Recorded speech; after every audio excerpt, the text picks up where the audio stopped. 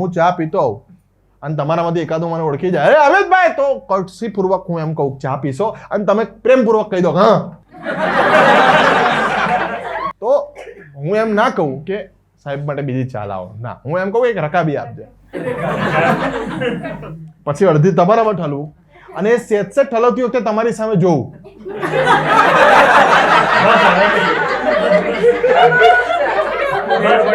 એટલે 7-8-10 ml પછી તમે જ કહી દો અને હું અટકી જાઉં ત્યાં. પછી આપણે બે અડધી ચા પીતા હોય, કોઈ ત્રીજો મિત્ર આવે ને ઓળખી જાય કે ચા પીશો, બધું હા.